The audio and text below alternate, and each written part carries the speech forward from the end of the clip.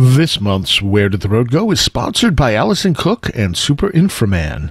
If you'd like to help support the show, you can do so at wheredidtheroadgo.com. And now our show. Transmission start. Welcome to Where Did the Road Go? Join us as we wander off the path and explore lost history, consciousness, the paranormal, unexplained mysteries, alternative thought, and much more. We are present on the web at wheredidtheroadgo.com. Now here is your host, Seriah. Welcome to this edition of Where Did the Road Go? Tonight I am joined by Mr. Timothy Renner. Hello, Tim. Hey, glad to be back. And the one thing about being sort of stuck home is that we have maybe a little chance to do some extra content for people. Yeah, that's what we're trying to do over at Strange Familiars, and I know I talked to you about doing it for both of our shows, so maybe we can get people's minds off the virus for a while. So you've had you were telling me about the hike you just took and what you found. Yeah, it was a very interesting day. And when was this? So this would have been Monday. Okay.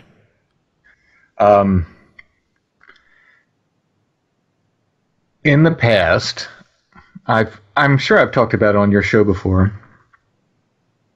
Excuse me.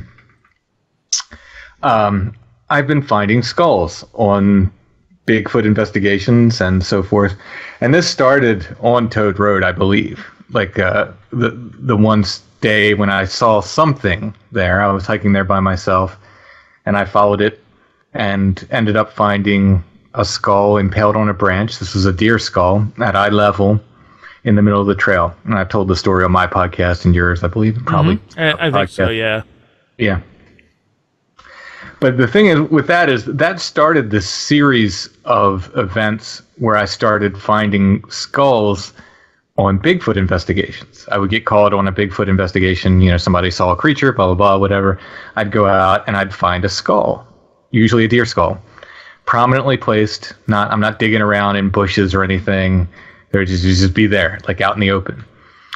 And I found, I want to say dozens of skulls, maybe, like a lot of skulls. And it just stopped. It seemed to stop last year or so. And I thought, well, I guess that's done. I guess I'm not finding skulls anymore.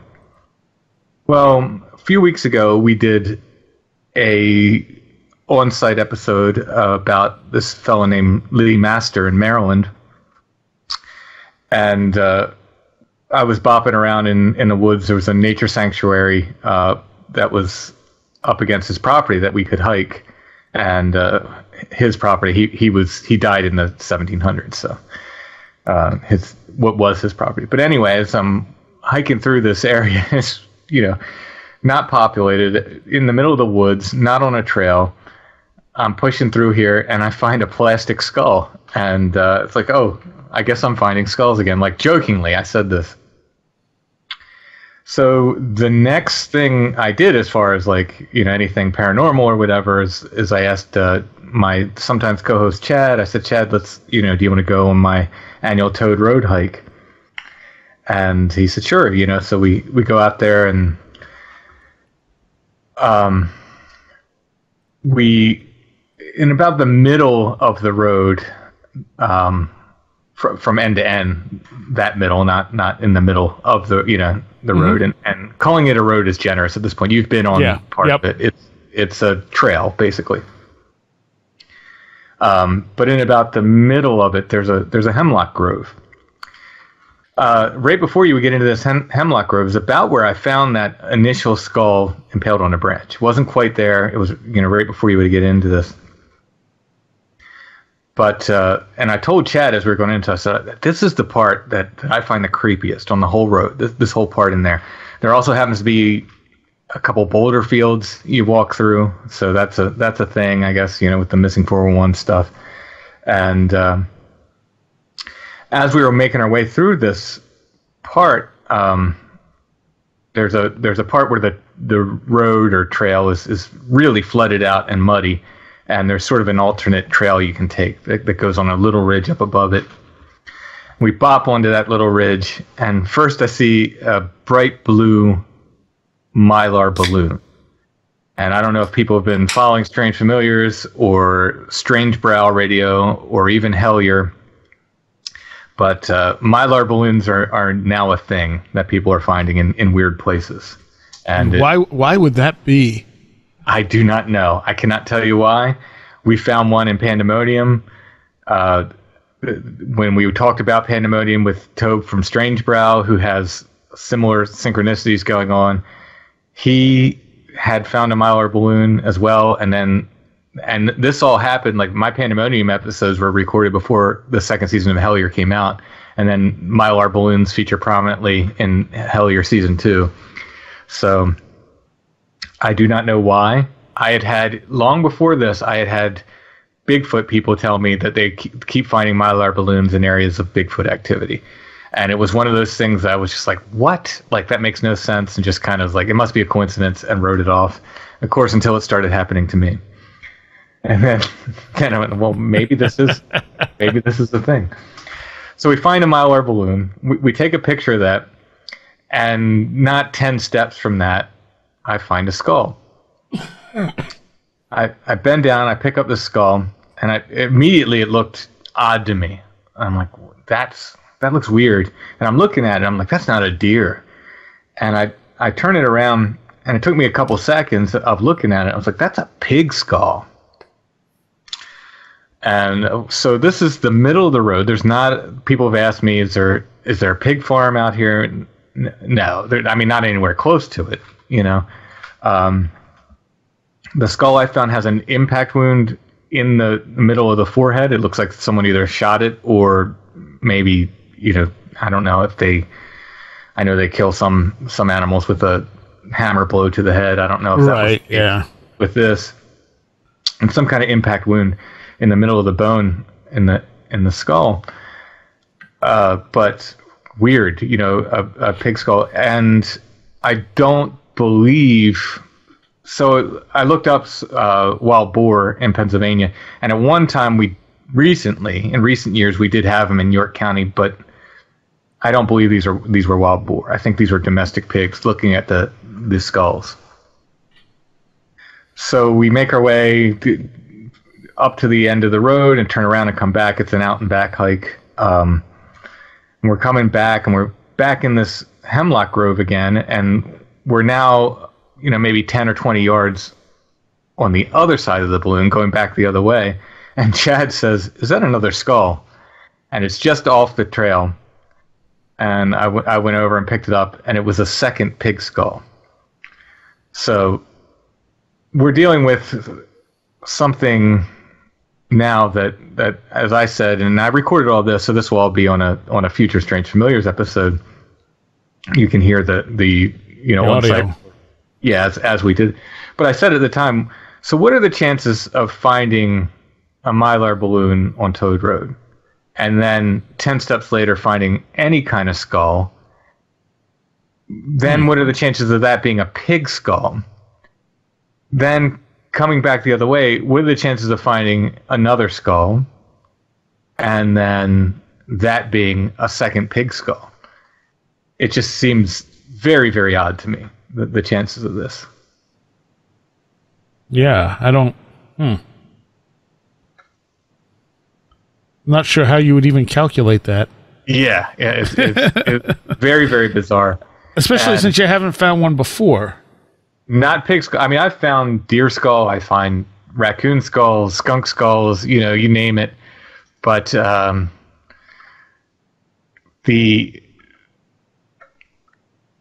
never found a pig skull for sure. I mean, never. The day went on for us, and we had like several other synchronicities, and we were playing with... I don't know if you've seen the Randonaut app. No. It's an app you can get on your phone, and I hesitate to describe it because I really don't know how it works. But it's something to do with quantum computing and directing you to places nearby where you can find synchronicities. Again, I'm not the guy to explain this. If you look up the Randonautica app, they explain a lot better. But after we found the skulls, now that app didn't lead us to the skulls. The skulls we just found in the course of our walking. But we were playing with that app the rest of the day and had some pretty interesting other little synchros as a result of following. Basically, the app will lead you to places where it thinks you may find synchronicities using these quantum things. So we followed the app. Interesting. Yeah, we followed the app to where it told us to go, and we did find some interesting things as well. But so I was thinking about these pig skulls, and I did find a newspaper article from 1908. And I thought I had put this in my book, but I look back and I never put it in my book. I think I maybe talked about it on the 3rd episode of Strange Familiars way back, whenever that was. So this is a odd shooting affair. This is from 1908. While he stooped to cut a hole in a hog's snout, a revolver dropped from the inside pocket of the coat of Perlis Gingrich of near Starview, York County, and discharged, the bullet penetrating the young man's breast just above the heart. His condition is serious. The injured man, who was about 22 years old, went to Cador's Furnace Thursday morning to assist Jacob Wamball in butchering. One hog had been killed in order to get a grip on its snout to pull it away from the place it fell. Young Gingrich was using a knife to cut a hole in the snout. He stooped and the revolver fell from his pocket and was discharged. So, while it says he went to Cador's Furnace, I mean, Cador's Furnace is very near to this. Are these the 2 skulls of the pigs in question? That's my question. I don't know. Like, from the age of them, I don't know. They're definitely old. They have moss on them. But are they the skulls mentioned in this article? I don't know, but I thought it was very interesting. Huh. Okay. That would be freaky if it was. Yeah. And how would you have missed them before? I don't know. That's the thing. I don't know. They were easy to see. They were easy to see, both of them. And in other weird synchros, my other sometimes co-host John, he works on a local farm and like a CSA kind of place, and they had pigs show up on the farm this week. Two domestic pigs showed up on his farm this week. So, well, maybe the pigs are taking over. I don't know. Yeah, I don't know if pigs. I had someone say, you're going to start getting pig man sightings. I hope not. That sounds horrifying. Fair enough. Okay. Yeah, I haven't, the thing is, because of all the stuff that's going on, we're technically living in probably the most liminal time period that any of us have ever experienced. Oh, yeah. That's what, even before the virus stuff, Chad's been saying, like, I feel like it's ramping up. And I was talking to Josh last night, and he said, he described Chad as an antenna, which he may be. We still haven't determined whether it's Chad alone or Chad and I together that somehow make this, but it Chad has certainly had experiences without me, so it may in fact be that Chad is an antenna to this stuff. I'll allow for that, but it was very, very interesting that and I'm finding skulls again. Apparently that's going to be a thing again with me and the other. Interesting. I've only had a couple of odd things happen that I can think of. Kind of one odd thing that's happened 3 times, I guess. The first one was while I was laying, and all these happened while I was awake. 2 of them happened while I was awake. One of them happened that woke me up. The 2 that happened while I was awake was I was laying, and the ear that was, I always lay on my side, the ear that was up toward, not in the pillow, literally heard a flute note get played. Ooh. And it's like, I'm just sitting there and I hear, toot, and I'm like, what? It's like, I'm thinking, was it a recorder? No, it sounded like a flute. But I mean, I guess it could have been a recorder, but I'm going to go with flute on it. And it happened once, and I don't even think I noted it. I was just kind of like, that was odd. All right, and whatever. And then it happened again a few nights ago. I'm just laying there about to go to sleep, and I hear a flute note, and I'm like, there's nothing that should be making that noise. Wow. And it was very clear, and I'm like, I don't know what that means, but it's weird. And the other one, I think I was half awake. I had been asleep, and I was like half awake, and the ear that was down into the pillow heard a scream. And it sounded like, I think my first response is it sounded like something on an early Celtic Frost album. But it was kind of just a, and I was like, okay, that was something I just heard. It was distant, but it was right in my ear at the same time. And years ago, we had something like that happen when we got back from a concert. We were sitting in a car, me and a friend of mine, and we heard someone yell, and it sounded distant, but at the same time, it sounded like it was right in the car with us. And then afterwards, there were all these lights that flashed across the ground and stuff, but this had nothing else to it. It's just, it made that noise, and at that point now, I'm wide awake, because as soon as I started to hear it, I was like, what? And then I sat there for a minute. I'm like, I should probably get up. But then I'm like, but what am I going to do? That clearly didn't come from a human source. Right. It's like if it was my other ear, I might have gotten up and checked the house. But coming from the ear that's pressed into the pillow, there's no reason I should have heard anything. You know what I mean? Yeah, and this was recently. Yeah, this was like 2 nights ago. Yeah, I think, like you said, we couldn't be in a more liminal time. Like, everyone is in a liminal time right now. Yeah. Like, the whole batch of humanity. Exactly. And if this stuff has something to do with the human experience, as we have posited it may, it's primed for stuff to happen here. That's true. That is true. Huh. And I guess we'll see. I mean, not for everyone, obviously. Yeah, we'll see. I mean, maybe I'm wrong, and maybe, the other plays by its own rules. So maybe well, it certainly does that. Yeah.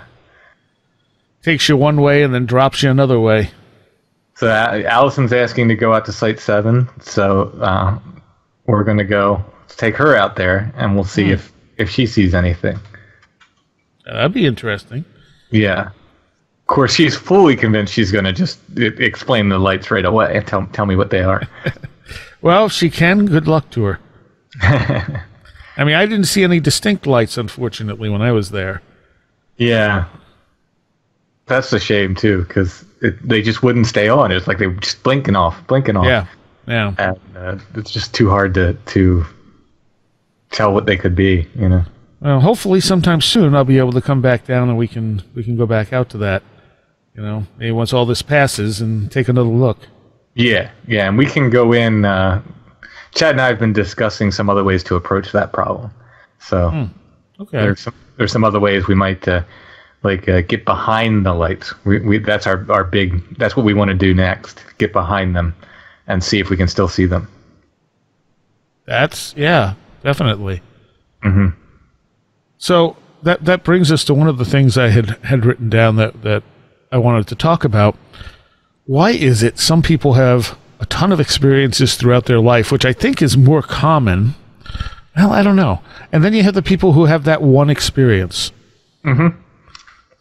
So, what is going on what's the difference there? Because the people who have experiences their whole life, people like me, people like you, they take all different forms. Right. And sometimes people separate them out where they don't look at it as a whole, because that's kind of how our culture has approached this stuff up to this point. So they'll say, oh, well, it's, I had a ghost sighting, but then they don't count those weird lights they saw, because that had nothing to do with the ghost sighting. But you also saw weird lights. Oh, and you had this weird cryptic thing, and you had prophetic dreams, and you had this, and you had that. But they're separating them all out so they don't realize they've had all these experiences that may have a common cause to them. Right. Yeah. And so, talking to as many people as I talk to, and I'm sure it's the case as you as well, I often run into people who say, I've never had anything strange happen to me. Mm-hmm. But then if you get them talking long enough, often you'll find this, well, there was this thing that happened, but that, and they'll describe either like essentially a ghost sighting or a UFO sighting or whatever it might be. And they'll just say, but that was nothing. And then you say, no, that was something. that was something. That was exactly what we're talking about here. Yeah. But some people, it just doesn't register for them, or it just doesn't, I don't know. They just don't want to live there, I guess, where, right. Happen. But as far as people having lots of stuff, for some people, I mean, for me specifically, at least lately, I put myself in places again and again. I put myself in weird places and liminal places, and so to me, that's kind of the beginning and ending of it. Like, well, maybe not the ending of it, but certainly a big part of it for me is I put myself in these strange places, and even when I have witnesses, if I can meet a witness someplace, I put myself in that place and, add my experience to their experiences and so forth. So I think I'm generally open to it. I'm open to it, and I'm noting, everything that comes my way in terms of senses, and I'm there to pick up, and I'm looking for weird stuff, and I'm looking for synchronicities, I'm looking for stuff.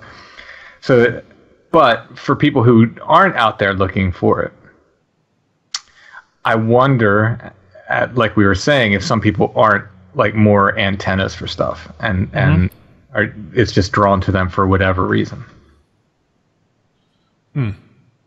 Yeah, I've definitely had those conversations with people. A good friend of mine had said something like, I've never had anything weird happen.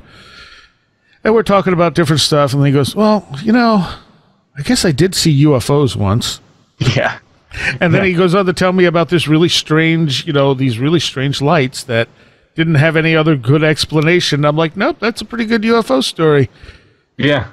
Yeah, I mean, it happens again and again.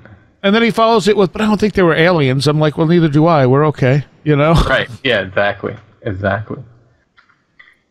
I think that's the thing. Like, people are like, oh, it's they don't believe necessarily that aliens are here, but they know they saw a UFO, and they don't know how to put those two together. And it's like, well, if you just kind of not put those two together, just accept that you saw something odd and stop trying to define it, you do much better with them. Yeah. Oh, yeah. So, I don't know. I mean, I do like to stress that. So I don't believe anyone has magical powers. This stuff is. I think everyone has magical powers. Well, we're there. Either everyone does or no one does. How's that? Right. Okay. Fine. No one's like a superhero. They don't have like a special, ability that other people don't have. I think some people. I usually say it's like artwork. Like, I happen to have been born with an eye for it, but I could teach you or anyone to draw and be better than they are. You know what I mean? And develop that skill. I was lucky enough to be, I guess, born with some measure of talent. I don't know how it works. What measure is that I developed and how much I was born with, but I believe it's like that. It's like some people have a musical gift. They can play music, and some people really have to develop it and practice and practice and practice. It's similar to that, I think. Some people are just more tuned in, and some people have to sort of learn to tune into it. And some people may not be able to. They may be colorblind or, weird blind, Yeah, that's true. I've had people tell me they've tried to tune into it and it just doesn't work for them. And I'm like, well, maybe it's just not something that's ever going to really work for you, Yeah, it's possible. Yeah. Yeah, it's so the thing is, a lot of times if you hear stories about someone who has all this weird stuff to them, the sort of basic thought is, well, they must be making this up. No one has this many experiences. Right. But the reality is that's more the norm than people realize. So then it's like, well, actually, I tend to believe the person who had too many experiences over the person who has just the one. But then again, just the one also happens. Like, it's not a reason. I guess what I mean is it's not a reason to dismiss. Right. Yeah, by far, most of the people that come on Strange Familiars have multiple experiences. Yeah. Yeah. Even if they email about one particular thing, they'll, while in the course of the interview, they'll say, well, let me tell you about this other thing or whatever it is. And that's why usually my interviews with one person go for a whole show, usually, because they usually have multiple experiences. And you made the comment that, how did you just put it? That nobody's magic? I like to say nobody has superpowers, or we all do. Either we all do or no one does. Well, and the thing, this was actually a note I made to bring up at some point. It drives me nuts that, especially in like sci-fi shows, when they deal with psychic powers, they're dealt with like their superpowers. Mm-hmm. It's not something everyone has, and it's something you can just turn on and off, or whatever. It's always like, this is nothing like what. It's just another sense, It's another perception of reality. And I don't think I've ever seen like a sci-fi show or anything get that right. I think the materialistic sort of view of it turns it into something superhero-ish. Right. Yeah. Yeah. And that, of course, leads to a lot of misunderstanding as to how this stuff actually works. Because people see that on television and they're like, oh, so you have superpowers? Right. Exactly. Yeah, I mean, in general, I think the stuff is available to all of us. I think it's just easier to access for some people. Right. And so when you do your show, how do you assess a story? Like whether or not you think the person is full of it or has a genuine experience that they're talking about? Well, at some point in the early days of the show, someone very wise told me that he would rather believe one person who's lying than disbelieve one person who's telling the truth. Who would say something silly like that? Well, that was you. Oh, and, right. I've adopted that, but for the most part, there was one person that I thought that I interviewed where I was like, yeah, I don't know about this. You know what I mean? I don't know about this person. Mm-hmm. There's been a few people that the audience has said, I don't believe this person, where I thought they were, I didn't catch anything disbelievable about it, Right. But in general, the vast majority of people I really feel have nothing to gain from making up stories about this stuff. They're not getting rich. That's the idea that they're getting famous or rich by doing this is completely silly. They just want to share these stories for the most part. They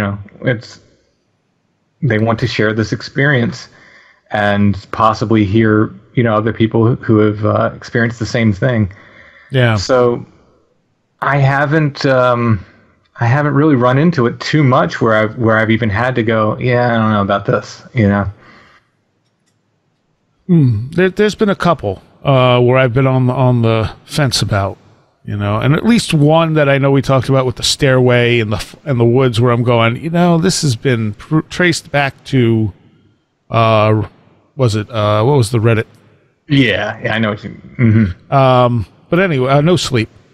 No Sleep came up with the staircase in the woods thing, and then it kind of transitioned over. But at the same time, you can't completely dismiss that, this stuff sometimes mimics fiction. It does. And so it's like, okay, so it seems like this would have been a fake story based on fiction, but what if it's something mimicking the fiction? And often in older houses, the staircases were built really sturdily. Yeah, true. So there is a chance that, a house could collapse and the staircase could still be there. It's not likely, but there's a chance that people have run into those.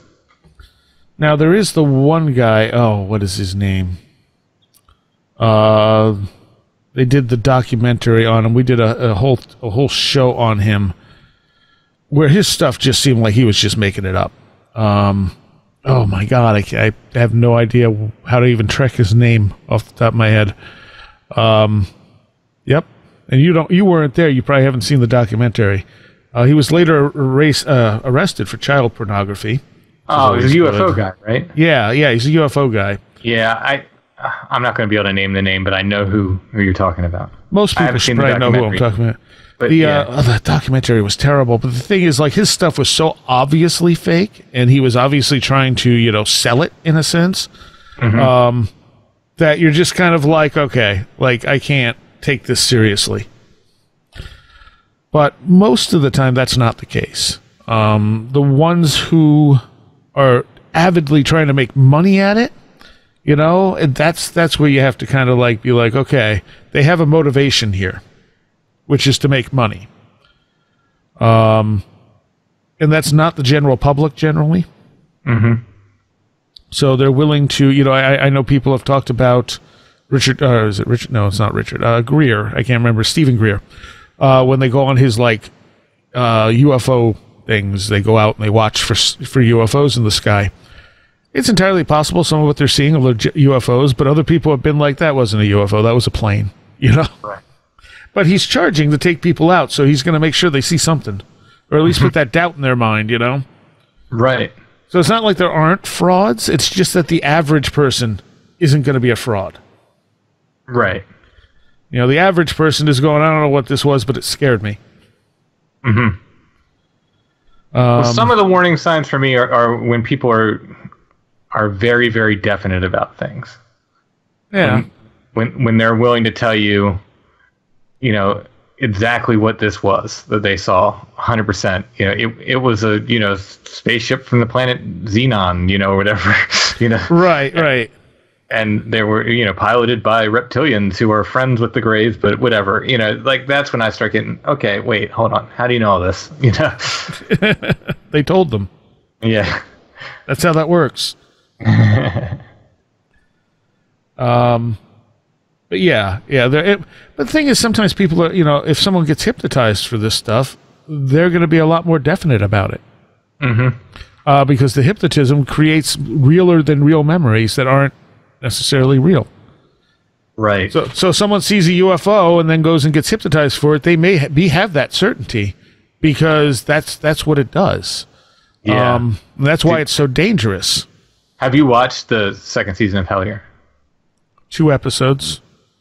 They get into this is like not a something I would recommend anyone doing, but they at some point, and they did this years ago. I think they've kind of said we definitely wouldn't do this now, but they work it into the show where they basically hypnotize a guy who didn't believe in UFOs or anything to basically induced an alien abduction. Right. And he came out, complete believer on the other side. We may have talked about that on a Patreon segment. I don't remember. It might have been one of the Patreon questions. Mm-hmm. And I hadn't seen it. I don't remember who was on the Patreon show with me. But I know we did discuss that and how, because the Patreon question was basically, is it unethical, to do something like that? And yeah, I would say it is. Yeah. Whether or not they knew better at the time, yes, it's totally unethical. Right. Yeah. It's really, really shitty. And then the guy knew what they were doing. It's not like they sprung it on him. You know what I mean? He signed up. But did he realize the effect it was going to have on him? That's the thing. Yeah, I don't know. There's a lot of questions, and I don't know if those questions are answered other places or not.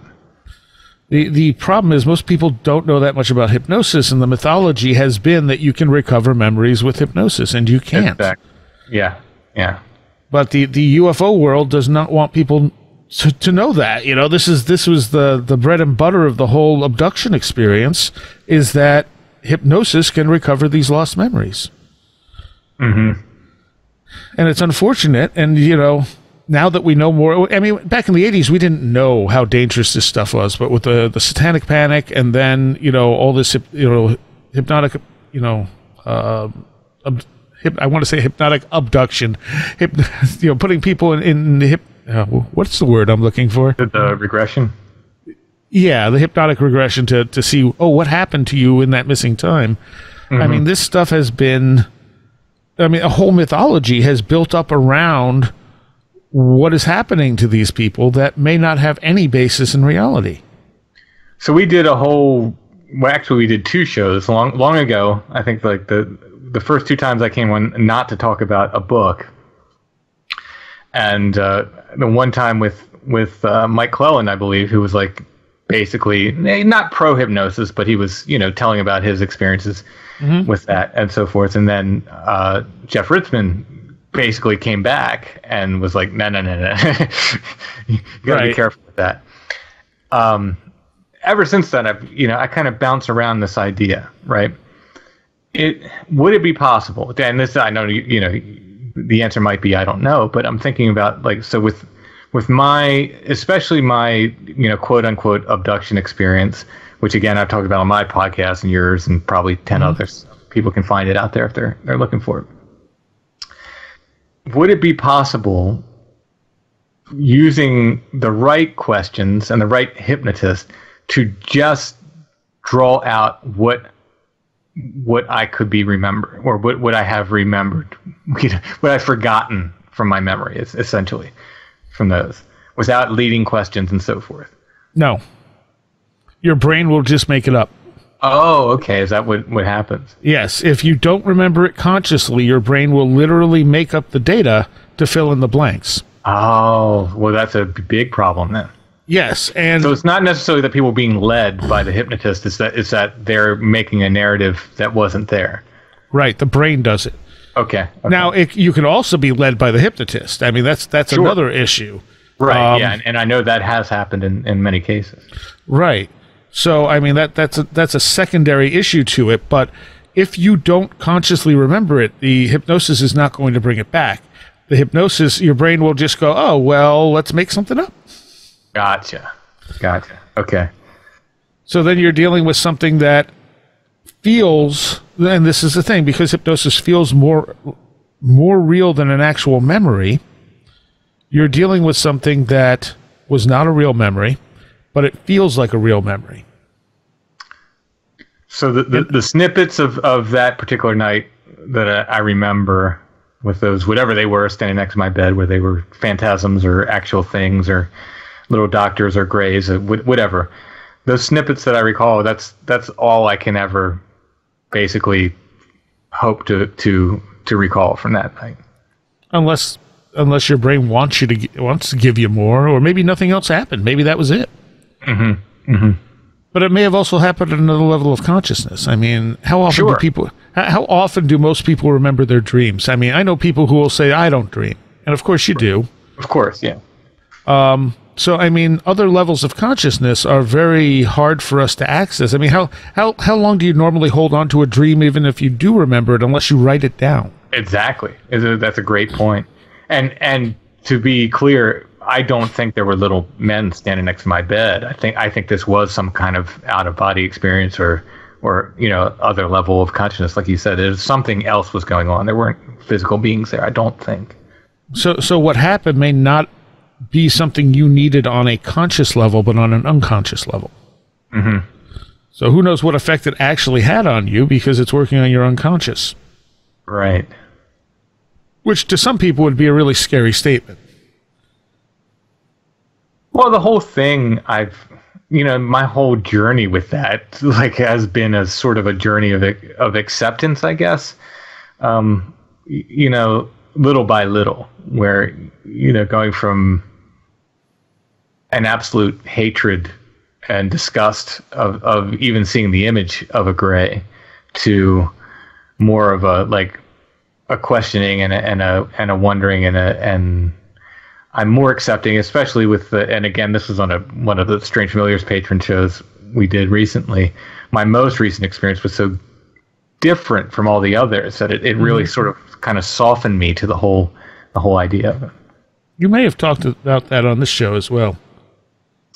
Yeah, I mean, to not be cryptic, and if people haven't heard, it's basically I had an experience, the first in many years, over a decade, where these grays showed up, and there were multiple, many of them. They were in the room. But they were dressed in weird, feathers, almost like kind of tribal or Native American dancing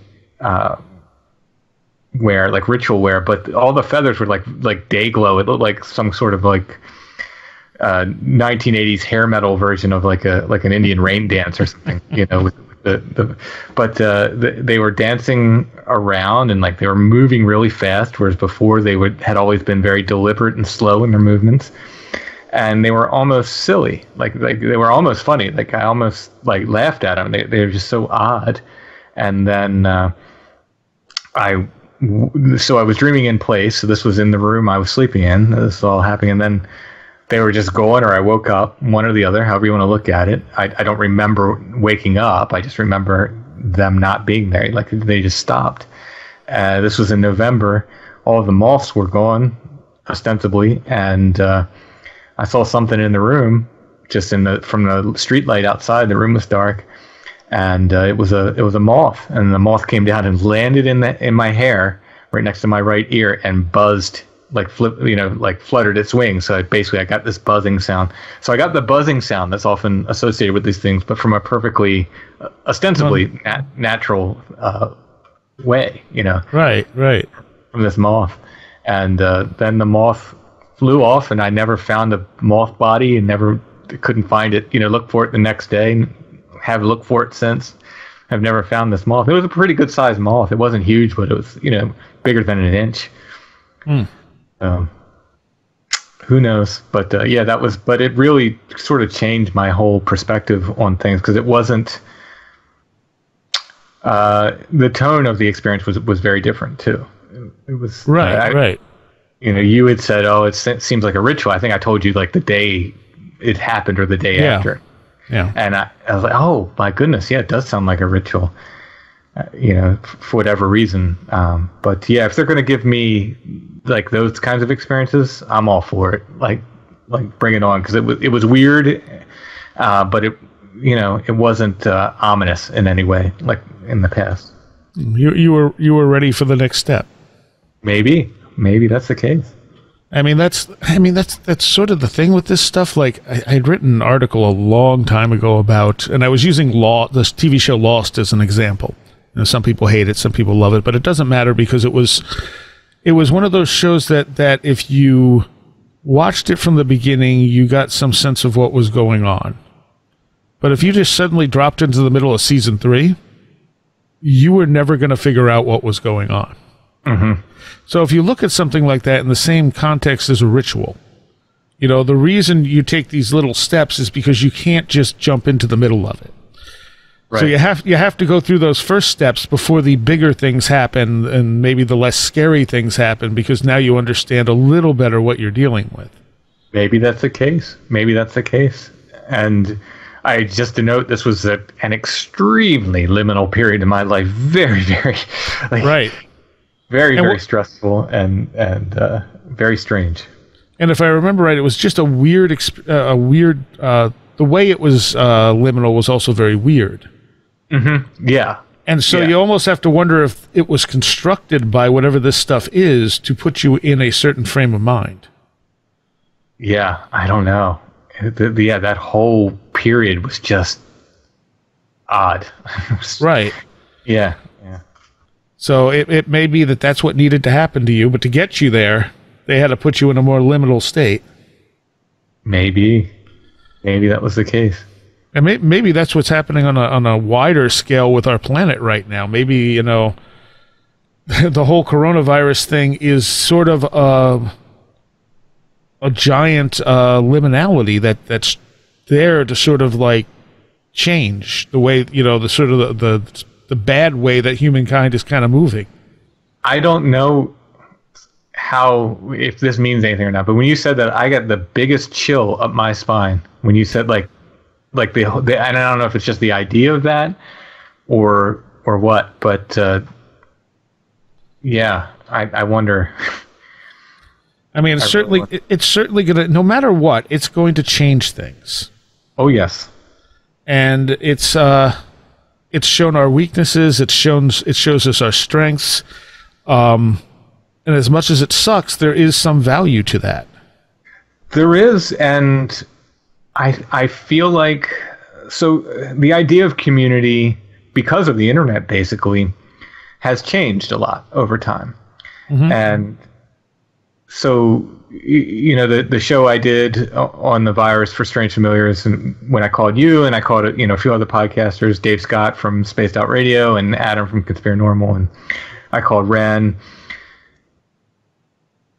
That's kind of like, in a way, and we all have more than one community, I think, now because of the internet as well. But that's like our community, and our community is spread across the United States and the world, really, at this point. So the idea of community, I think, has been changed a great deal by the internet. But that said, I do see a lot of communities coming together because of this. Locally, people are reaching out and saying, like, look, if you need anything, you let me know. I'm here to help. But also, these internet communities are reaching out in the same kind of way, and they're really responding to this. And maybe that's exactly what we need. Yeah. And plus you have, I know they've said, like, in certain areas, like, nature is already reclaiming some stuff.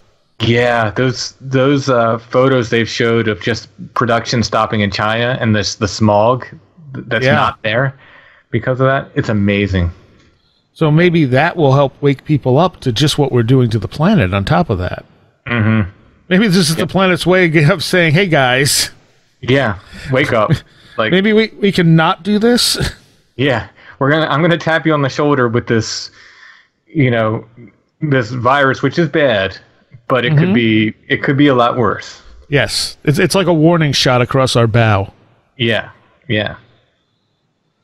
So I mean, we don't know what reality is. We have no idea if we're just part, as what did somebody say? What if we're the disease and the coronavirus is the antibody? We don't understand. We have all our theories. We have obviously our materialism about reality. But when it comes right down to it, we don't know what we are. We don't know what reality is. We know we don't see what's there. It's all interpreted through our brains. And our brains all interpret it differently. Yeah. We have no way of knowing if there's anything else because we don't know what we can trust and what we can't. Mm-hmm. So it's intentionally left us in this sort of mystery.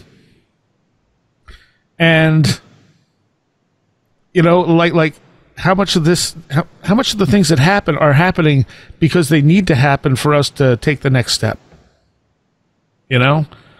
Like I find in life that tends to be the case with me. Like bad things happen, but then they're followed by progress. Right. And I think that's the case with most people, unless they tend to waste what happened to them, and dwell on it and don't get over it. And, speaking of that specific liminal stage, I was not happy with what was going on. I really don't want to get into it because it was personal, but you knew what was going on with me. Right. And that was the advice that you were giving me at the time, which I didn't want to hear.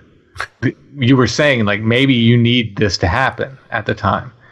And I was like, in no way did I want to hear it because it wasn't comfortable. It wasn't fun, right.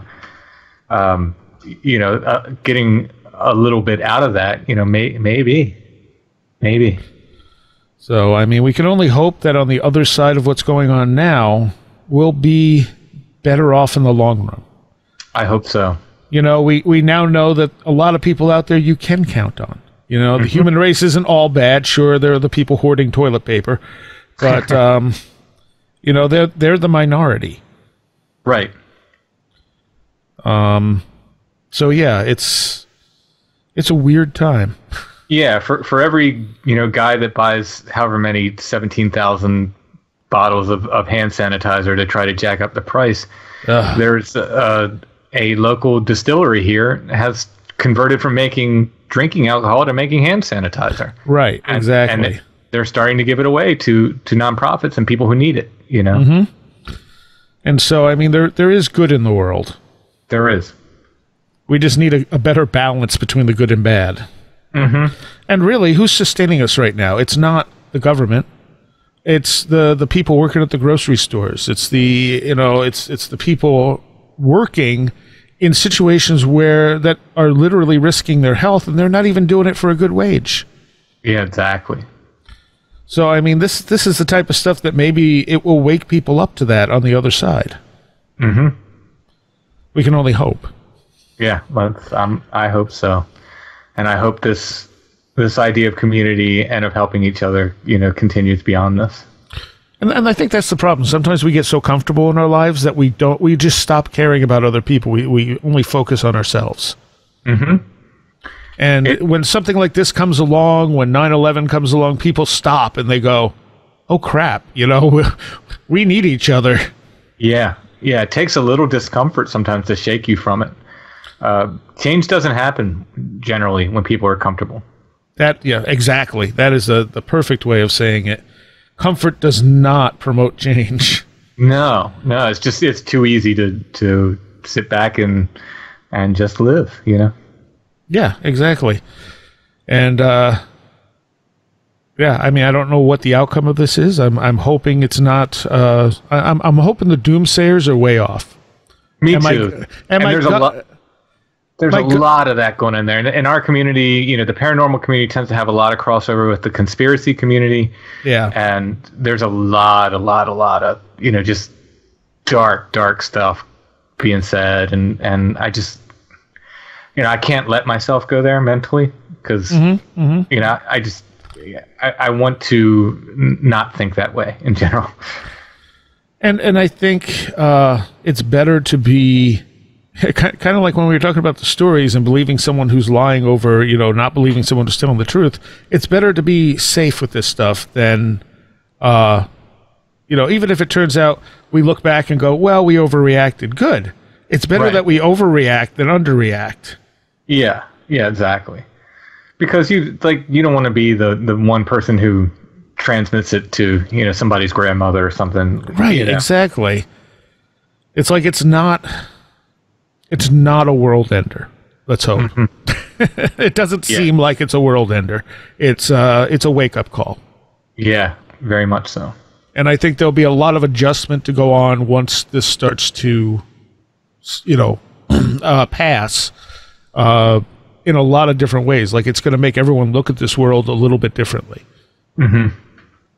We still don't know what it is as a world and as in a reality. I mean, maybe it's just we're in just someone's game system, their Xbox One somewhere, and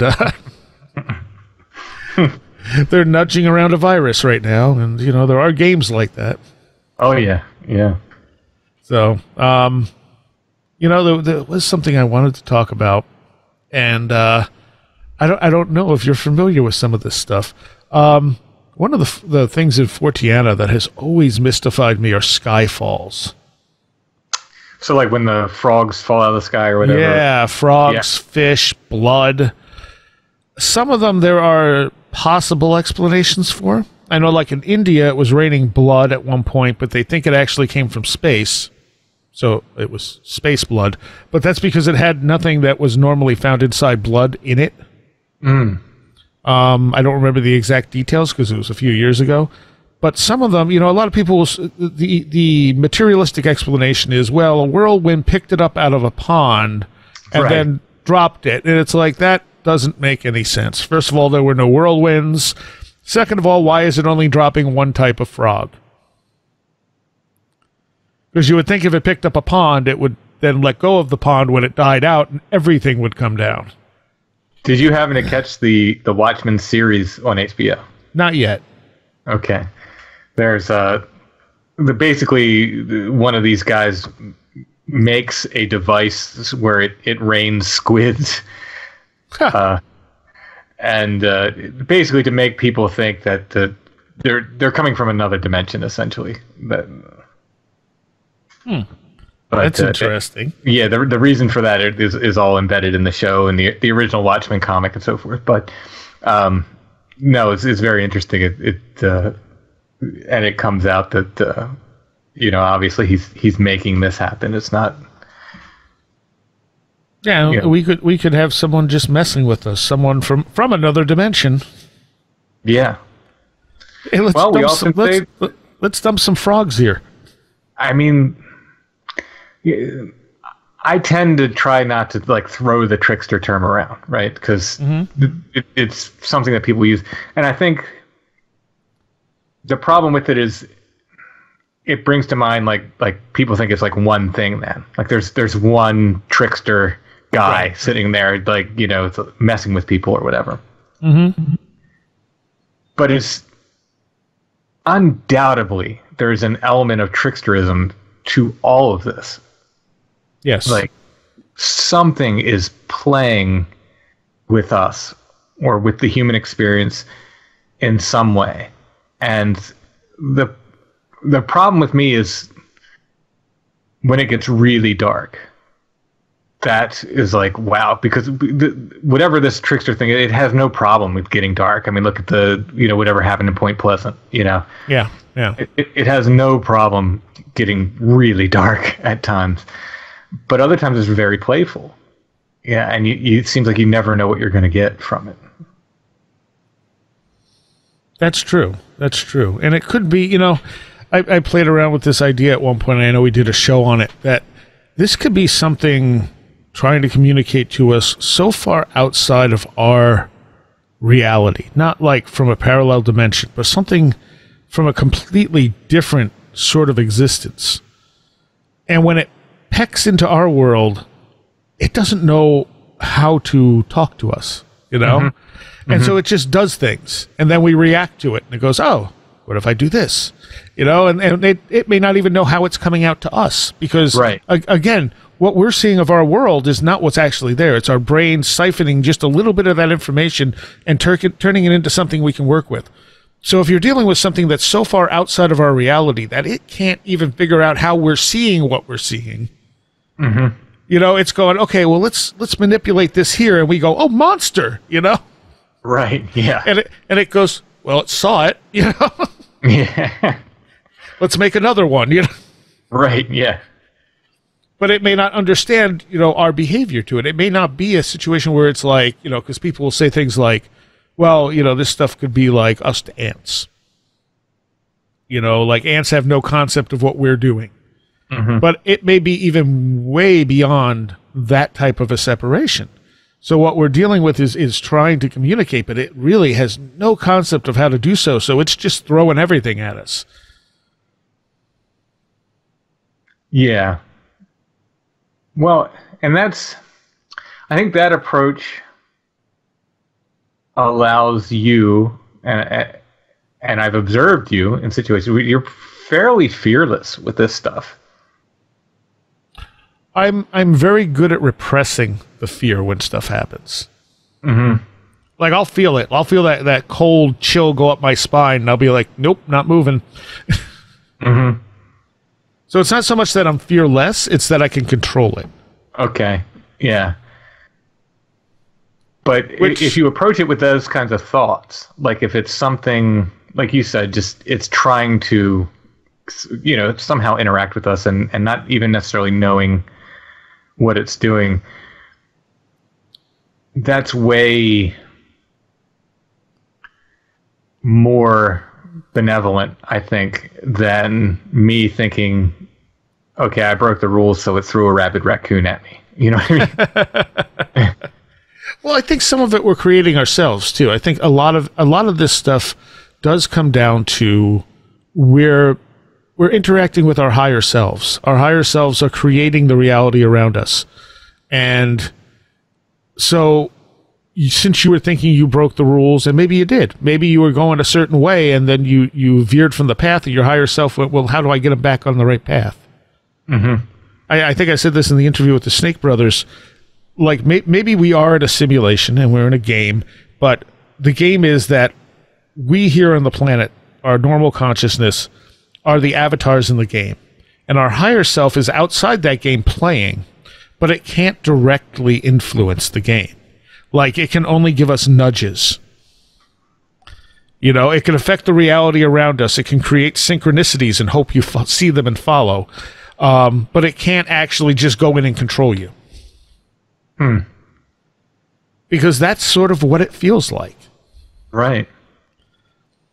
You follow synchronicities and things work out and you're going, okay, you took me here. And then when you look back on it later, especially if you keep notes like I do, and you go, I see why I needed to be there. You know, like now it all makes sense. Mm-hmm. And you can look at it as an external. Something external is trying to put you in certain places for certain reasons or give you certain experiences. Or you could deal with it as your higher self, another level of your consciousness that wants you to experience certain things so it can have that experience. I'm trying to wrap my head around that. No, I mean, I understand it, but I'm trying to incorporate it. Right. Yeah. I mean, all of this stuff I deal with as if it is an external thing, but I don't necessarily believe that's the case. So if I interact with something or something weird happens, I treat it external because I know it's not from this consciousness. Mm-hmm.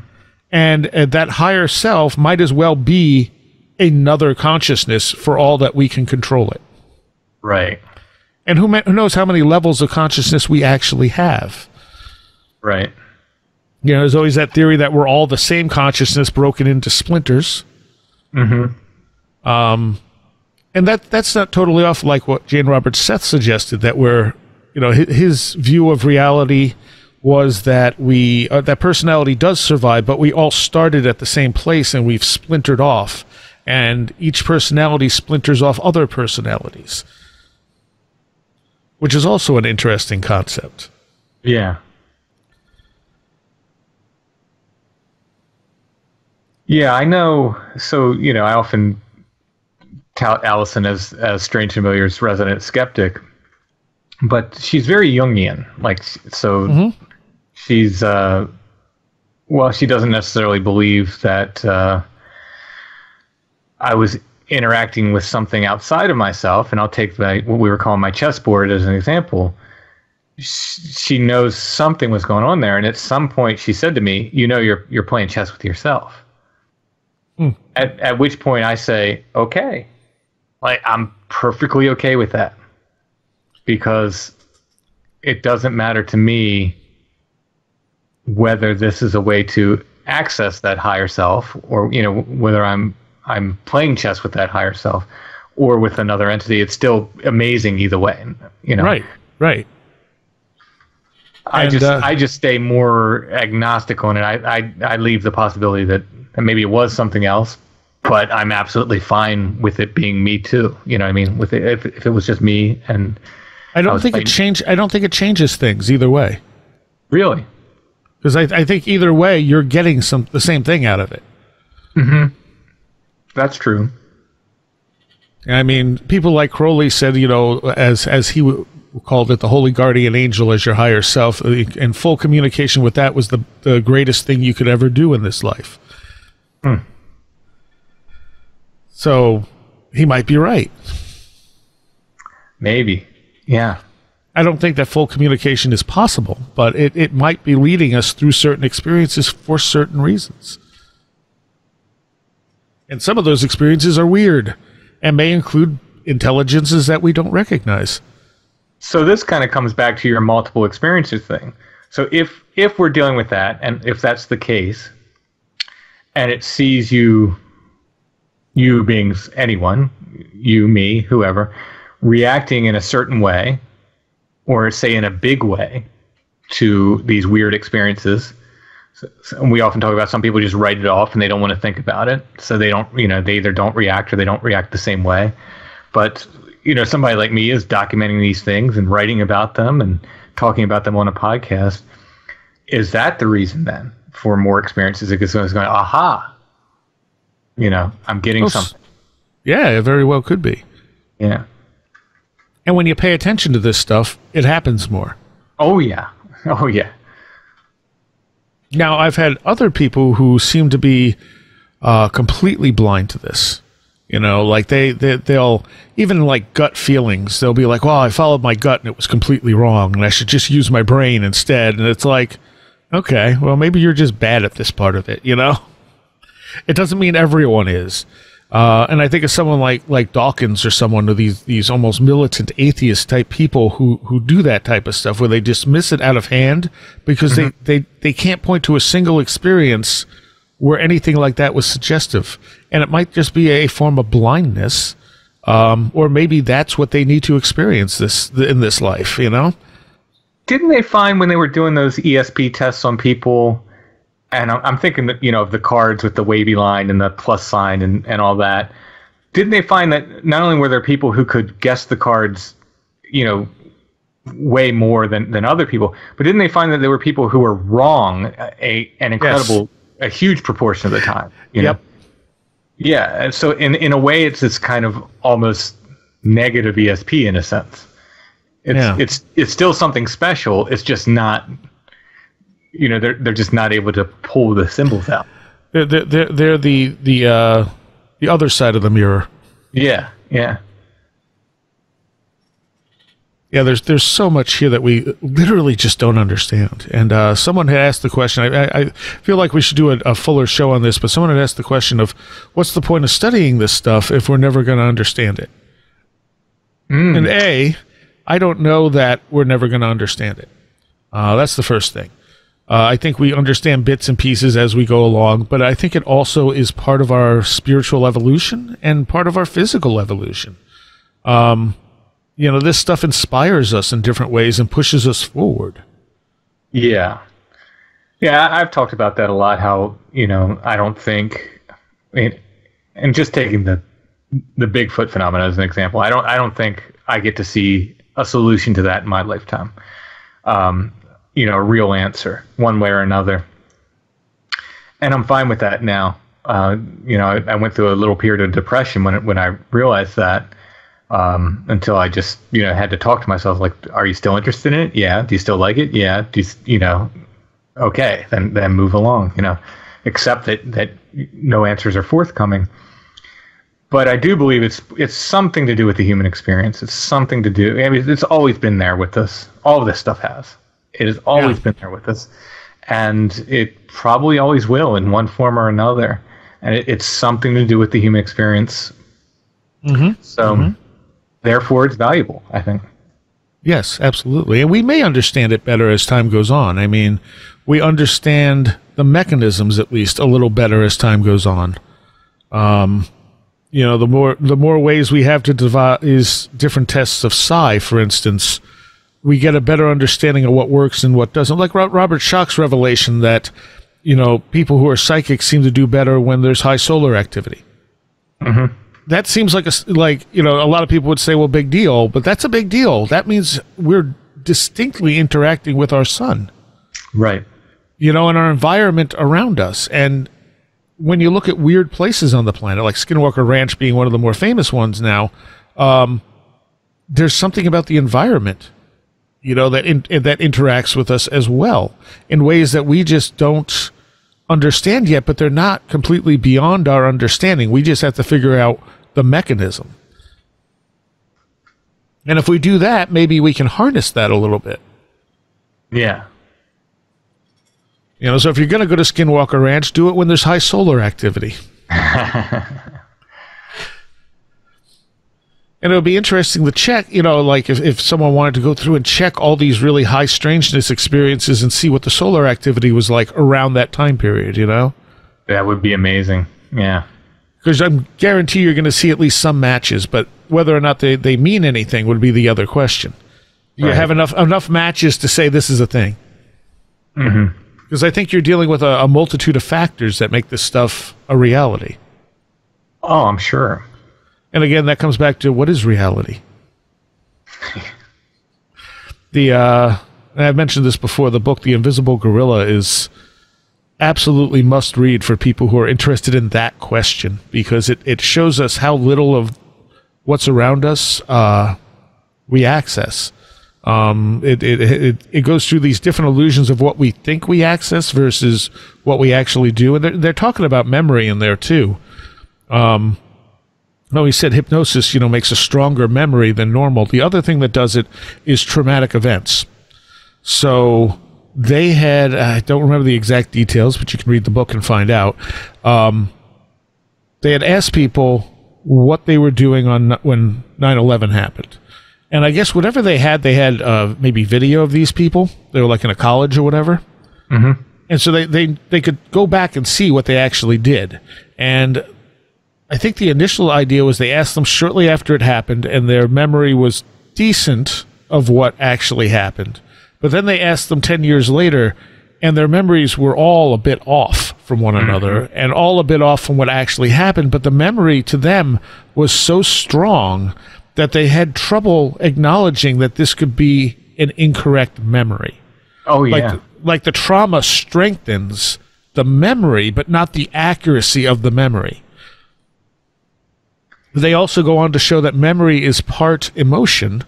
It's part emotion, part how you interpret the experience. It's not like you're recording data when you remember something.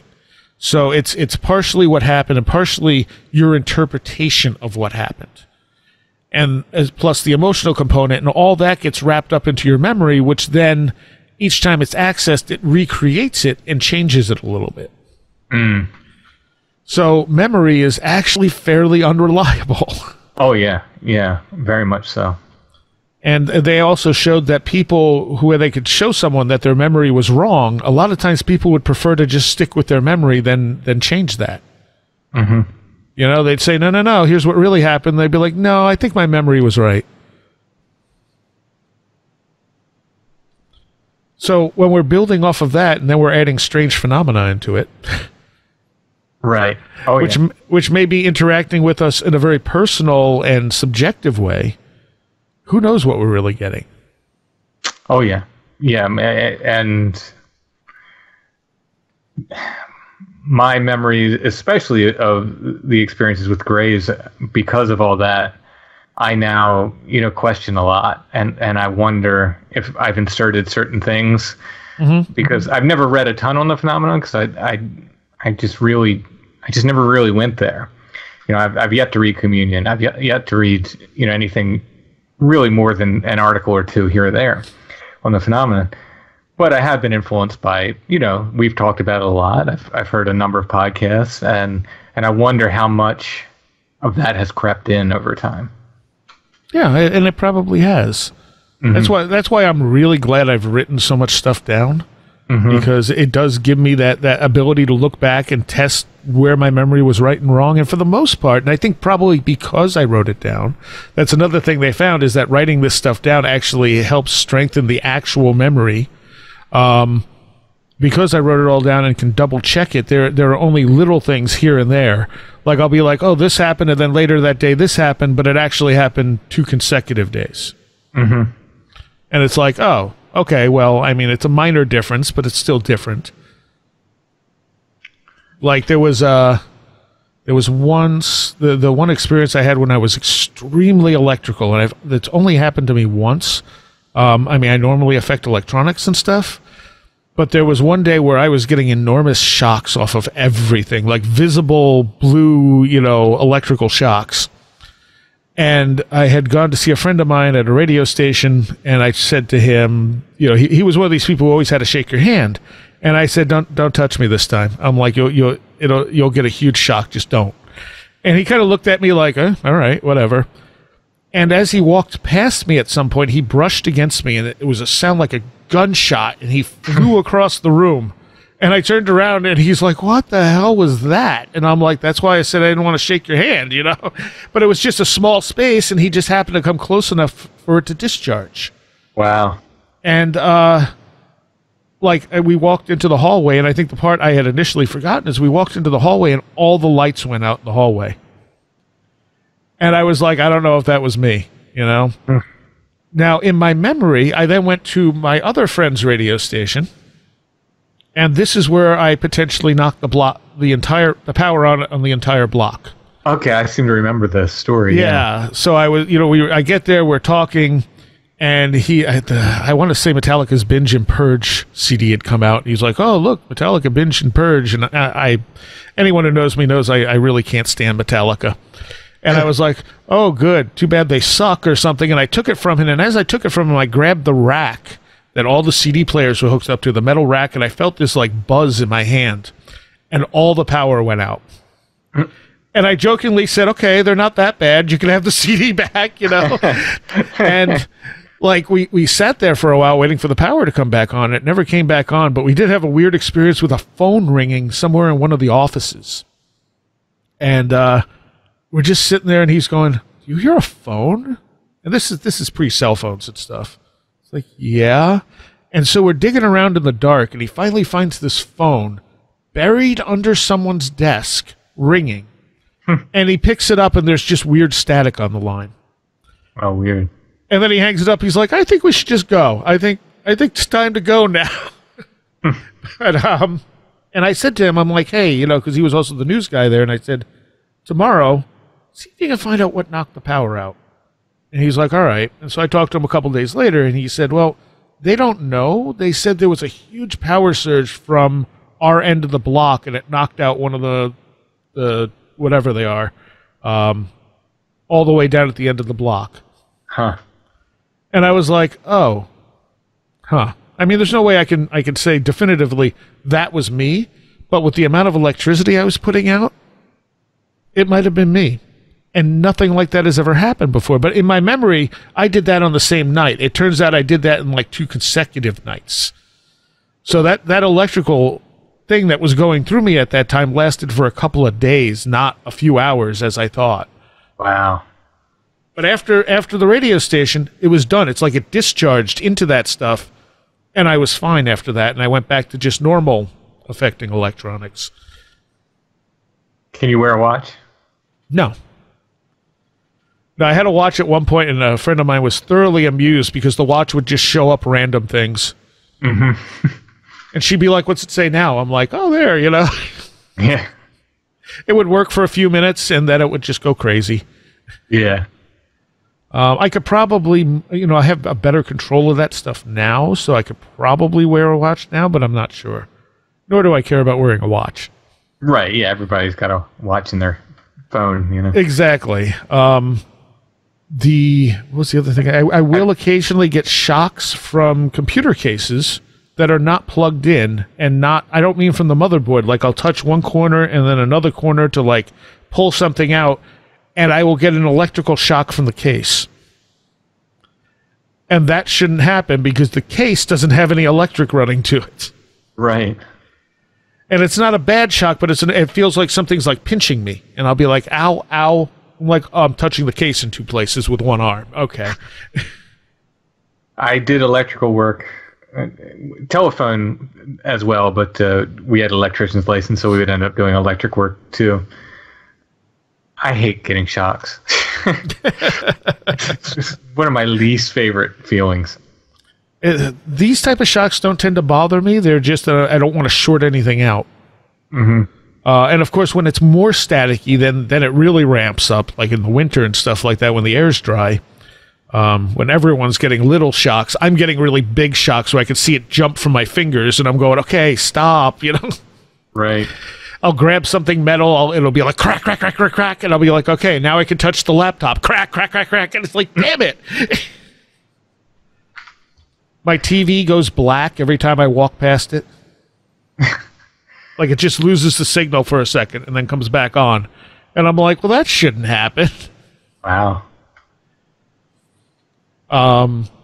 There was another weird experience that I remembered. I don't remember if this is in the notes I took or not. But I'm pretty sure it happened around the time my maternal grandmother died. And I realized I don't think I've ever talked about this. So I was in the shower, and all of a sudden my hands started... They ended up looking almost like the Thing from the Fantastic Four. Like, they started swelling up and getting hard and cracked, and they started hurting like hell. And I'm like, what is happening to my hands? And it was just the top of my hands. And I was like mildly freaking out because it really hurt. And they were getting huge. And I got out of the shower and I gently dried them off. And like 20 minutes later, they were back to normal. Weird. And I have no idea what would cause. Luckily, that's never happened again. Wow. But you would think you... Huh? Was the skin like cracking open, like when your skin gets real dry, kind of like that? Yeah, exactly. But afterwards, there was nothing. Huh. And so I have, and you would think if it was something in the water, it would have affected more than just the tops of my hands. Yeah, yeah. So the only connection I made at the time I remember was that I think it was right around the time my maternal grandmother died. Had you been exposed to cosmic rays? Probably.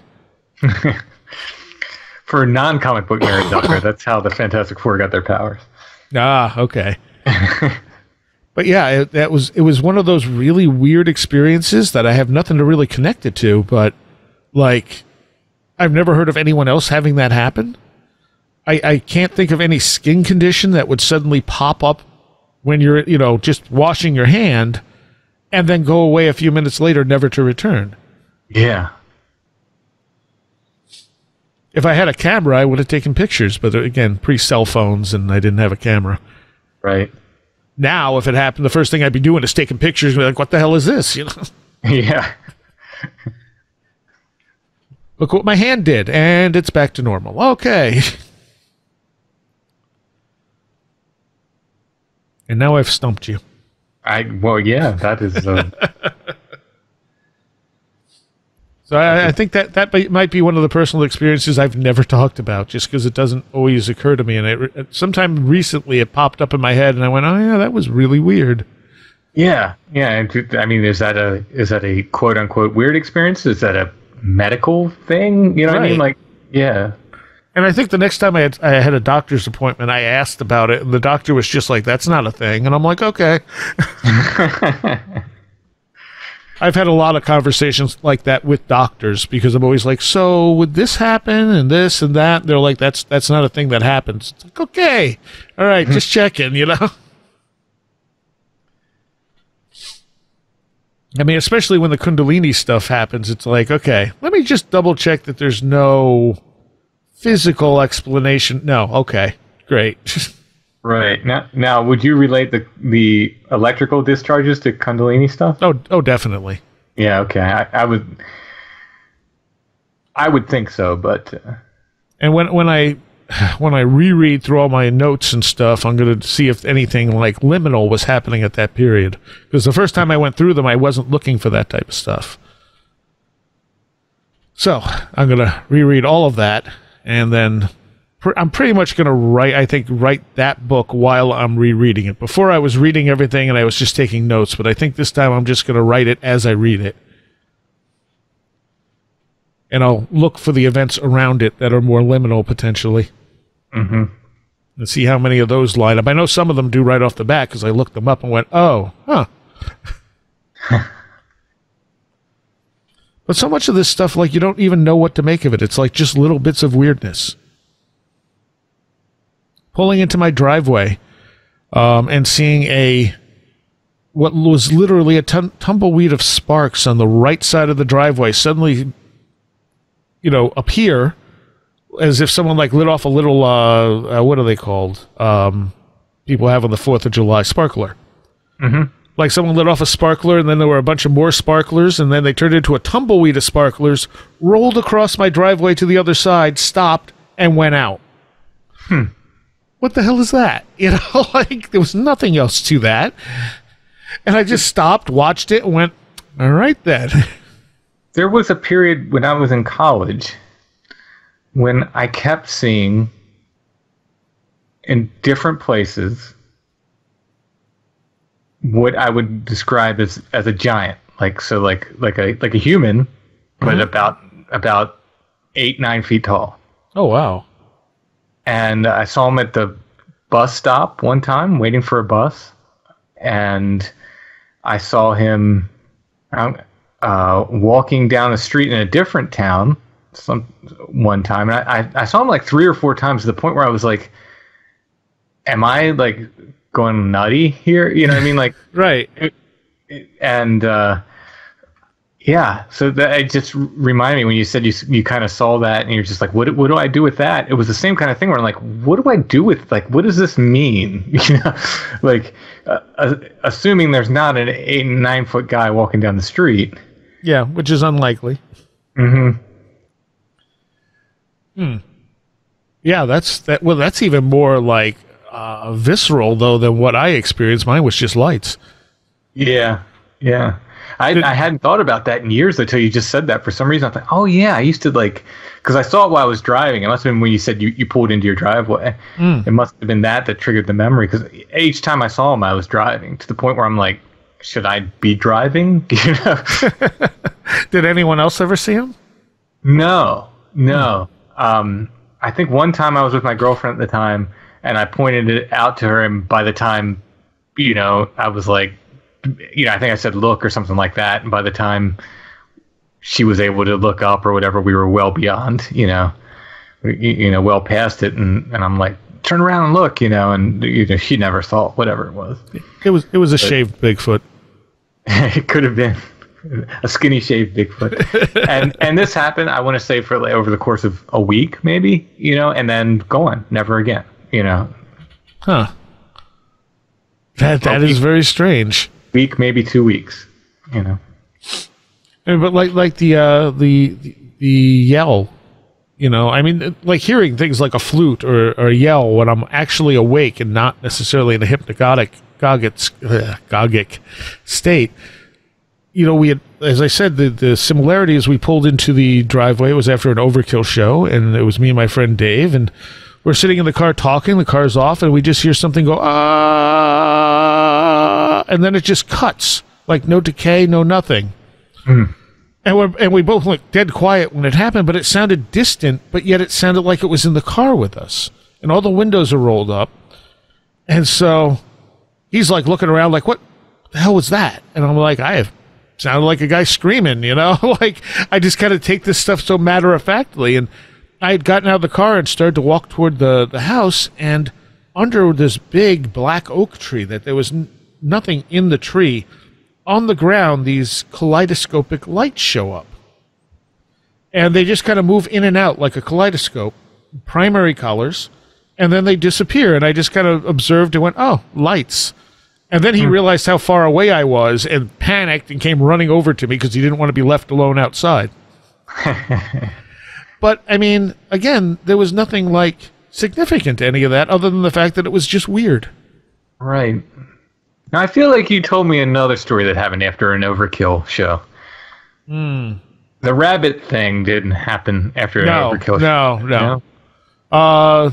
Might have been the guy who was tailgating us. Was that it? I don't know. I feel like I've heard more than one story that happened after an Overkill show. I saw Overkill a lot of times. Yeah. I never saw them. I think I had a couple albums back in the day. They're one of my favorite thrash bands, and they're still going today, and they're still good. But anyway, the other story was not paranormal. It might have been the one about we were coming back from an Overkill show and got behind this guy who was doing like 40 in a 55, and as soon as I got a chance, I passed him, and he then floored it and roared by us, and then slowed down to 40 again. And I was like, okay, I'm not going to play this game. And so I took a side road that was more scenic, but a little bit longer, just so I didn't have to deal with that. And eventually we came back onto that highway, and we sped up again, and we caught up to him because he was only doing 40. And I was like, oh, you son of a... I'm like, I'm not going to try to pass him, because I think I tried to pass him again, and he sped up, so I couldn't pass him. Mm-hmm. And I'm like, all right. So the car I had very few lights on it, and I could turn them all off. Like, I could make the car go completely dark. And so I got right on top of him as I was coming up to a turn. It was also a little sports car. It wasn't like an expensive sports car. It was an older car, but it could turn on a dime. And so just as I was coming up to the road we had to turn on, I turned on every light I could. I turned on the brights and then pulled it back so both lights were coming up, and I got right on top of him, and then I killed all the lights and turned. And he slammed on the brakes and went skidding down the road. And I'm like, okay, I feel good about that. Because, it's not like he didn't get into an accident or anything, but I'm sure in his world he was like, oh, this guy's, oh my God, he's gone, I think that was the story, because I believe, whether we were recording or not, I believe that I told the story about I was may or may not have been speeding and chased by a officer of the law, and got a little bit ahead of him and just cut my lights and turned off the side road. Yeah. That may or may not have ever happened. I was speeding one day. Car I had was this big Buick, and the thing just had 2 tons of power to it. And I got behind. So I was behind the same road, Route 89, running along Cayuga Lake. It's a very windy road, so it's hard to pass people on, and it's only one lane for each side. So it's not easy to get around someone if they're going really slow. And you get people who will do 40 when it's curvy where you can't pass, and then you hit the spot where you can pass and they speed up to like 50, 60 miles an hour. And so you're like, I just want to get by you so you can do the slow around the curves. And, and I passed this guy on this downhill. There's a steep downhill part of that road. And as soon as we got to it, I just floored it and went around him. And I said, well, I'm just going to let the car coast. And I was doing like 80. And around the corner comes 2 state cops. And I went, oh. And I'm like, I see their lights go on. I'm like, I'm just going to pull over. There's no point. Because I'm going way too fast. And there's nowhere I can go to get away. So I'm just going to pull over. So I get up a little bit and I pull over. Well, they get behind this guy who's now doing 40 again. They have their lights on and he won't move over. So a few moments later, he passes me, and then both cops pass me. And I'm like, hi? Did you not see me, or are you now annoyed with this guy who's doing 40 in front of you? I don't know whatever happened, because at that point I said, now I'm going to take another road and get out of here. Right. So I was speeding, but I wouldn't have been speeding a few seconds later because the road hits the bottom and then goes uphill. So it would have slowed down the car, and that's what I was waiting for. Just, it was bad timing. There was something else that happened around that area, which was a lot of weird stuff has happened on that road, Route 89. It's where I saw the giant UFO. It was where we got the weird Savatage commercial, which I'm sure I've talked about at some point, but we were driving along, and it's down deep because it's by the lake, so you don't get a lot of radio reception outside of like maybe Ithaca.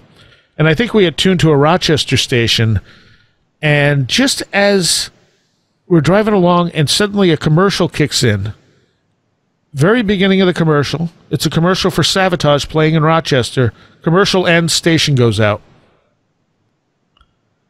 And we were all big Savatage fans, and we're just like, what just happened? And then we ended up not being able to go to the show. It seemed like that should have been the given that we had to go to that show, but we couldn't. But it was so weird that it came in just for a moment, and literally for the beginning to the end of the commercial and nothing else. But one of the other things, we were talking about Skyfalls, there was some point where I had this goo just land all over my windshield while I was driving.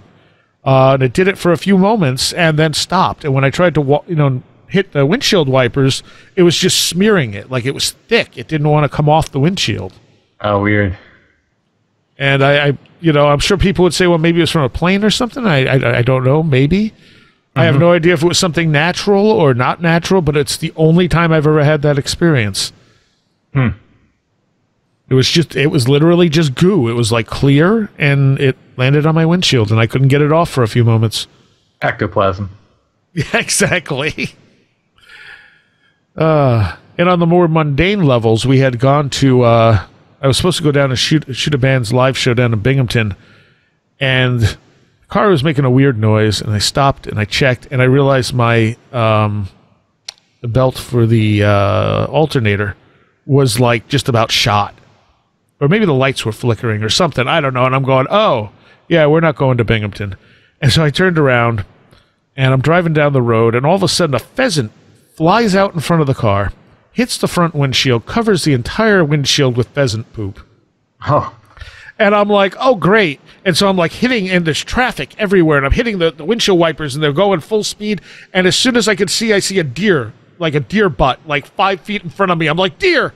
And I'm zipping around the other way, and I'm like, what the hell? Is the universe trying to kill us?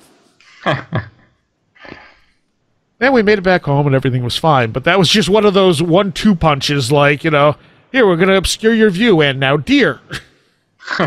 Was that before or after the rabbit massacre? Oh, that was way after. I don't think I could drive when the rabbit massacre. I don't think I had a license yet. It was the rabbits sending the pheasant and the deer to get back at you. Oh man, the deer have definitely gotten back at me over the years. Oh yeah, me too. And I wasn't driving when the rabbit thing happened. I don't know how I would have reacted had I been driving, because I mean, what are you gonna do? Right. But yeah, I've had deer headbutt my car. I've totaled numerous car on deer. I've told the story where I asked the universe for $2,000 and a deer ran out in front of my car and knocked me into a ravine. And the insurance company said, well, we're just going to total it. And I said, no, the car's fine. It just, it bent the tie rod and like the fender and stuff. And they said, oh, no, you can fix it. But we're still going to give you $2,000, You just can't put comprehensive coverage on it again. You just got to get it inspected and you're good. And I went, so did the universe just give me $2,000? Yes. And Along with the bank. Yeah, exactly. And I think I spent $30 on fixing the car. Or something like that. It wasn't a lot. So I had a deer that must have been running, coming back from the radio, my music show, 6:30 in the morning or whatever. It must have just been running across the fields. And suddenly, as I'm driving there, it's just this dunk. And I have deer face on the passenger side of my car, like in the front windshield. And then it's gone. And I'm like, so that happened? Okay. But yeah, deer. Ugh. And no matter how careful you are, they can get in front of you if they're going to get in front of you. I hit one. We had a brand new minivan. It's the only new car I've ever bought. I had a brand new minivan, and we were driving. It was like the first week we got it, and my mom was in a rehab place outside of Baltimore, and I was driving my dad to go see her. And what happened was we passed some cars, and a deer came out literally in between the cars coming the other direction. Oh, wow. So I didn't see it. It just came out, and it came out quickly, and just bam, right, brand new minivan, just smashed this thing. I hope you didn't total it. Didn't total it, but did put it in the shop for a couple weeks. Huh. Well, but I didn't see it coming. Until I hit it, it was like, yeah. Well, I'm going to tell one more non-paranormal story, which is the dead deer story. Have I told you this one before? I feel like I probably have. Well, if you did, I don't remember it. So we had gone down to Philly to see ECW's November to Remember, I think 96, and it was a great show, and we're coming back, and my brother had driven, and I had driven, and my brother's behind us, and we're down on one of the turnpikes in Pennsylvania, and it has the cement barrier in the middle, and like 3 lanes or whatever, and I'm on the lane by the cement barrier, and suddenly there's just blood all over the road. And we're like, man, truck must have hit a deer. And as we come around the sharp corner, yeah, there's the deer, dead, in my lane, and there's no time for me to react. Oh, okay, yeah. So I drove straight over the deer carcass, which let out like a gunshot bang as it hit the bottom of the car. And one of my friends who was asleep in the back seat suddenly shoots upright, and he's like, what was that? We're like, deer? He's like, alive or dead? Dead? Before or after you hit it? Before. He's like, okay. And then he just goes right back to sleep. And we're like, that was weird, but my brother's behind us. So he sees all the blood, and then suddenly he sees my car puke a deer at him. Like it sent it airborne in front of his car, and he's like, oh, God. And he was able to get into the other lane before it came crashing down on the road. Wow. And we were like, okay, let's stop at the next rest area. And so we pulled in the next rest area, and I'm like, let me look under the car, and I look under the car, and there's just deer guts hanging from everything under the car, and I'm like... Oh, man. All right. But I don't see anything leaking or anything like that. It did damage something. It took a few weeks for it to manifest. But whatever it damaged, I was like, so could that have happened when I hit the dead deer? My mechanic's like, yeah. But we get there, and I'm looking under the car, and this other couple comes walking by, and they're like, "You hit it too, didn't you?" But yeah, that was a scary moment because, you know, no cell phones. We're in Pennsylvania, like 4 hours away, middle of the night. But luckily, we got home okay. So your highway thing reminded me of something. I don't know if we want to hit this now or save it for another show. We can. Go for it. So I had a witness on recently, semi-recently, talking about, you know, Flannel Man experience. And it was, they were driving on a highway in Canada. And they said, no one should have been in the middle of this highway. Your deer story reminded me of this. And they said, suddenly there's this guy kind of sitting on the median. He was wearing a white flannel shirt. And they said their impression of him, it was a guy and his wife both saw it. They said their impression and the way they told the story from that moment until they heard about the Flannel Man phenomenon was that they saw a ghost. He was wearing I think a white flannel shirt, they said, and jeans and so forth. And once they heard the Flannel Man story, it's like, well, you know, maybe this was something else, and, you know, came on Strange Familiars and told a story. And I had someone comment on Facebook, basically like, okay, big deal. They saw a guy in a flannel shirt alongside a highway. You're telling me that, you know, and my argument to that was, we're talking about witness impression here. And with all of this stuff, and the witness is telling me, no, there was something weird about this. There was something weird that made this, you know, stand out to them as being not just some guy in the middle of the highway. They felt it was something unusual, something paranormal. Mm-hmm. And my argument was that if we remove witness impression from this, then you can write off literally every Flannel Man story as being just some guy in a flannel shirt. You could write off many, many other, you know, paranormal experiences, if not all of them, as something else. And that the fact, to me, the fact that it was worthy to put on the show was the witness impression. The witness impression was that this was something very unusual and very strange, and you know, and it stuck with me. So, like, I wouldn't say you could write off everyone. I mean, if you see Flannel, like, didn't you have a story where, like, someone walked through the house and Flannel Man would be there sometimes? Oh yeah, several like that. So I mean, that's not a real guy that just happens to be hanging out in their house, probably. Probably, but I mean, if you want to be like a hard-ass skeptic, you could say like someone broke in, right? Yeah, but you would think there would be a different interchange then. Mm-hmm. Yeah. But yeah, sometimes the very normal, like something that doesn't seem like it's necessarily abnormal, can feel very out of place. Mm-hmm. And that's very hard to determine whether you're dealing with something unusual or, you know, or if it's just the circumstance. You know, there are some filmmakers who are great at taking really normal stuff and making it feel really off. Right, yeah. You know, and like, so it's hard to tell if it's just the way we're perceiving it as being off or if there's something just off about it. Mm-hmm. Because you definitely have plenty of that, and usually it's associated with other phenomena. So that suggests that there is something actually off about it.